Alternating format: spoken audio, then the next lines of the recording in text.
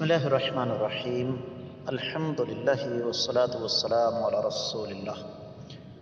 بیرون ملک سے ایک سوال آیا ہے کہ غیر مسلم ممالک میں، یورپین ممالک میں، امریکہ میں، برطانیہ میں، آسٹریلیا وغیرہ میں لوگ مقیم ہیں، مسلمان ہیں، اور وہاں کی حکومتیں ہر قسم کی سہولیات دیتی ہیں، لیکن اس کے باوجود یہ لوگ وہاں ٹیکس چوری کرتے ہیں۔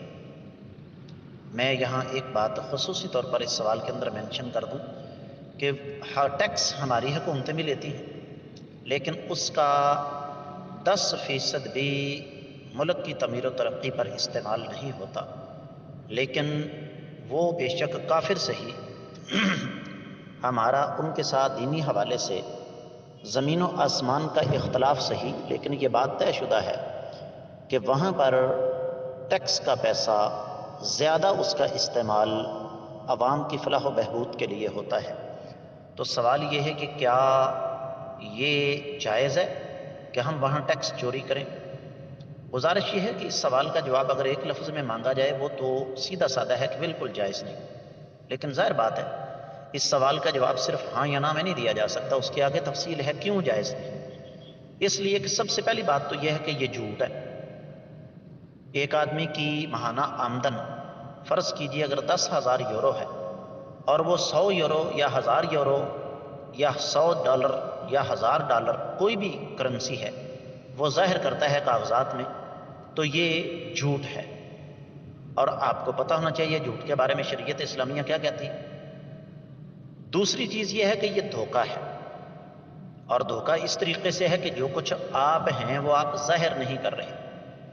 تیسری چیز یہ ہے کہ یہ بے ایمانی ہے، اور چوتھی چیز جو کہ ہماری اکثریت کو اچھی نہیں لگے گی وہ یہ کہ یہ احسان فراموشی ہے، اور پانچویں چیز یہ ہے کہ چند منٹ کے لیے فرض کر لیں کہ وہ لوگ ظلم کرتے ہیں، تو بھائی اگر وہ لوگ ظلم کرتے ہیں آپ وہاں رہ کیوں رہے؟ اس کا مطلب یہ ہوا کہ آپ ان کو چھوڑنا بھی نہیں چاہتے، آپ وہاں سے آنا بھی نہیں چاہتے، لیکن وہاں پر 2 نمبری کر کے دھوکہ کر کے رہنا چاہتے۔ تو میرے علم کے مطابق ان 4-5 وجہ کی بنا پر یہ کام جائز نہیں ہے۔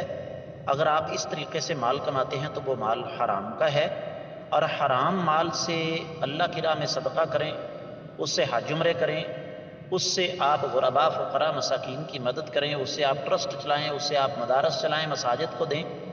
یاد رکھیے یہ شرعی طور پر جائز نہیں۔ مجھے اچھی طرح یاد ہے 2014 کی بات ہے، جب میں نے اپنی بڑی مسجد کو شہید کیا تو خیر کچھ لوگوں نے اس میں میرے ساتھ ہاتھ کیا کو 1.5 کروڑ روپے کا، تو 1.5 کروڑ روپے چھوٹی موٹی رقم نہیں ہوتی۔ تو مجھے بیرون ملک سے ایک بھائی نے میسج کیا کہ میرے پاس شراب خانے کی کمائی ہے $1,00,000۔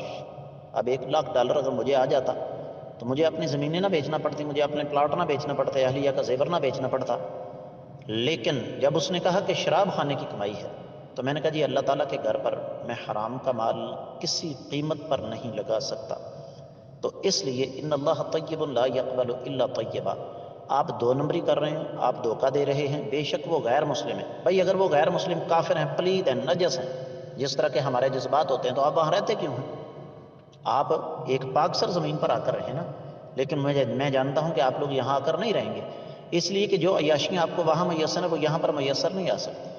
حاصل کلام یہ ہے کہ یہ دھوکہ ہے، فراڈ ہے، فریب ہے۔ اللہ تعالیٰ سمجھنے کی توفیق دے، واللہ تعالی اعلم۔